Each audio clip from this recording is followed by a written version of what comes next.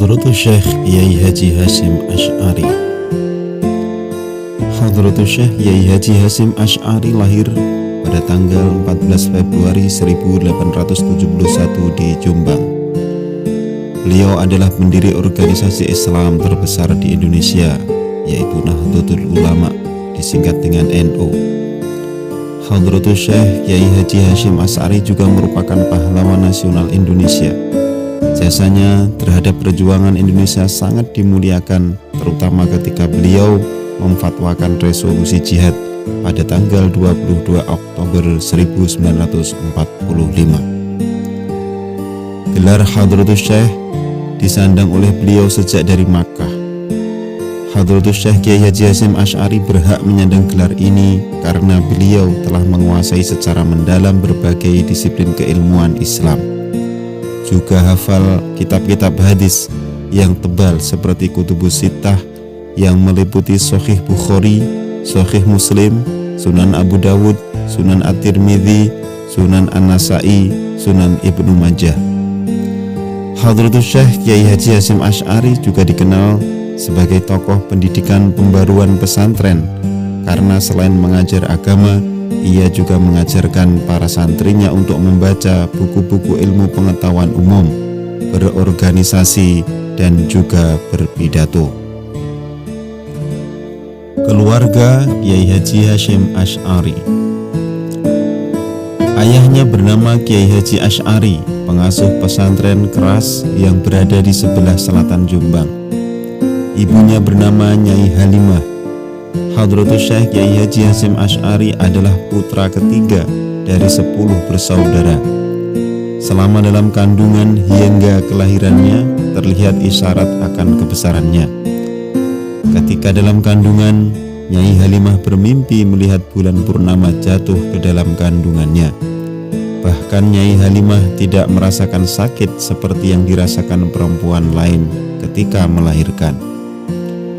Berdasarkan silsilah garis keturunan ibunya, ia memiliki garis keturunan sampai Majapahit, yakni Halimah putri Layyinah, putri Sikhah, putra Abdul Jabbar, putra Ahmad, putra Pangeran Sambu, putra Pangeran Bowono, putra Joko Tingkir atau Mas Karebet, putra Prabu Brawijaya. Pendidikan beliau. Hadratus Syekh Kiai Haji Hasyim Asy'ari mengenyam pendidikan langsung dari ayahnya di lingkungan pesantren Keras, Jombang, dan juga mengenyam pendidikan langsung dari kakeknya, yaitu Kiai Usman di pesantren Ngedang, Jombang. Ketika berumur 13 tahun, Hadratus Syekh Kiai Haji Hasyim Asy'ari sudah menjadi guru dan mengajar santri yang lebih tua darinya. Tentunya keberaniannya ini merupakan buah dari pendidikannya sedari kecil. Pendidikan pesantren sedari kecil memberikan pengaruh terhadap keilmuan dan kepribadiannya. Kebiasaan gemar belajar ilmu agama Islam terbawa hingga remaja. Ia mulai menuntut ilmu agama di pesantren saat berusia 15 tahun. Tercatat ada 5 pesantren yang berada di Jawa dan Madura yang pernah dikunjunginya. Berdasarkan kehidupannya, ia mendukung hidup di lingkungan pesantren. Wajar jika nilai-nilai pesantren sangat meresap dalam dirinya. Ketidakpuasannya terhadap ilmu yang sudah dipelajari dari lingkungan keluarganya membuatnya ingin belajar di pesantren lain. Sejak remaja, Hadratus Syekh Kiai Haji Hasyim Asy'ari mondok ke pondok-pondok pesantren yang terkenal di Jawa, khususnya Jawa Timur. Ia pernah belajar di pesantren Wonorejo Jombang, Wonokoyo Probolinggo, Trenggilis Surabaya, Langitan, Tuban, dan pesantren Bangkalan di bawah bimbingan Syekhona Muhammad Khalil. Setelah 5 tahun menuntut ilmu di Madura, yaitu tahun 1891, ia kembali ke Jawa. Di Madura, ia mempelajari disiplin ilmu sastra Arab, fikih, dan sufisme. Saat mondok di Bangkalan, ketakziman Hadratus Syekh Kiai Haji Hasyim Asy'ari kepada sang guru Syekhona Muhammad Khalil sudah terlihat. Suatu ketika Syekhona Muhammad Khalil meminta para santri untuk menjemput tamunya di depan gerbang. Karena hujan turun begitu lebatnya, beberapa santri sangat takut. Tiba-tiba Hadratus Syekh Kiai Haji Hasyim Asy'ari mengajukan diri untuk menjemput sang tamu. Rupanya sang tamu datang dengan menaiki delman yang tidak dapat menjangkau rumah Syekhona Muhammad Khalil. Di tengah hujan lebat dan kegelapan malam, Hadratus Syekh Kiai Haji Hasyim Asy'ari bergegas menuju delman untuk menjemput sang tamu. Sesampainya di delman, rupanya sang tamu sudah tua renta dan tidak bisa berjalan, sehingga dalam keadaan hujan lebat, Hadratus Syekh Kiai Haji Hasyim Asy'ari harus menggendong sang tamu. Sesampainya di dalam rumah dan menurunkan sang tamu, Hadratus Syekh Kiai Haji Hasyim Asy'ari pun bermohon diri. Ketika itu, Syekhona Muhammad Khalil menyampaikan pesan sebagai berikut. Ilmu saya nantinya akan digendong Hasyim Asy'ari ke Jombang. Usai mondok di Bangkalan, beliau pun melanjutkan pemburuan ilmunya di pesantren Siwalan, Sono Sidoarjo, di bawah bimbingan Kiai Haji Yakub yang terkenal dengan ilmu nahwu dan shorof. Bahkan Kiai Haji Yakub pun berkeinginan menjadikannya sebagai menantu. Pendidikannya berlanjut hingga ke Makkah. Ketika Hadratus Syekh Kiai Haji Hasyim Asy'ari belajar di Makkah, ia berguru kepada banyak tokoh. Salah satu gurunya adalah Syekh Mahfud At-Tarmasi. Selain belajar ilmu hadis, Hadratus Syekh Kiai Haji Hasyim Asy'ari juga belajar Thariqat Qadiriyah wa Naqsabandiyah.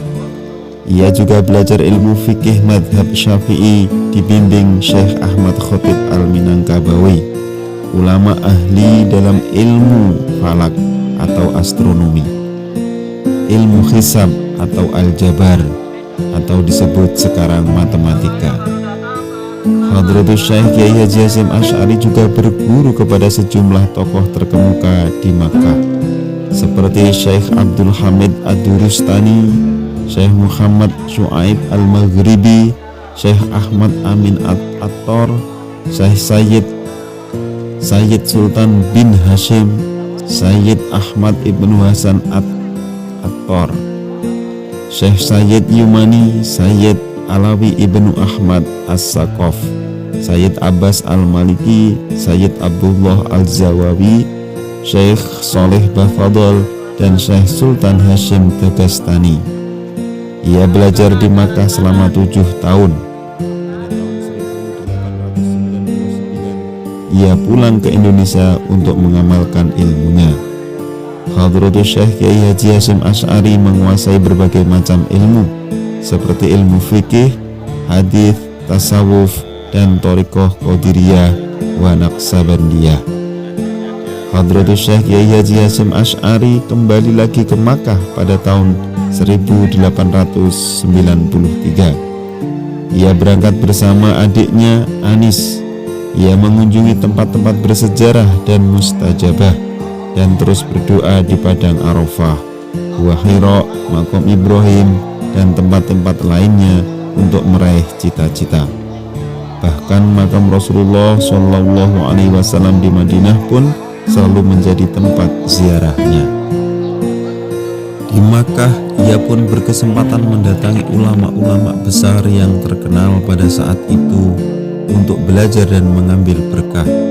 Ia mendatangi Syekh Su'aib bin Abdurrahman, kembali berguru kepada Syekh Mahfud At-Tarmasi untuk mendalami ilmu bahasa dan syariah, Sayyid Abbas Al-Maliki Al-Hasani untuk mendalami ilmu hadis. Hadratus Syekh Kiai Haji Hasyim Asy'ari juga mempelajari tafsir Al-Manar, karya monumental Muhammad Abduh.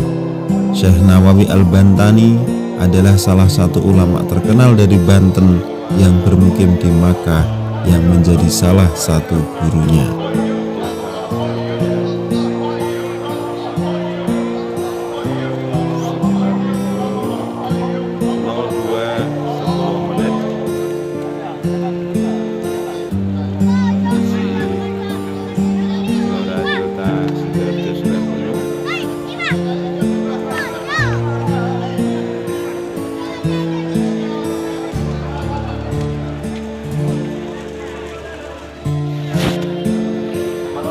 Siapa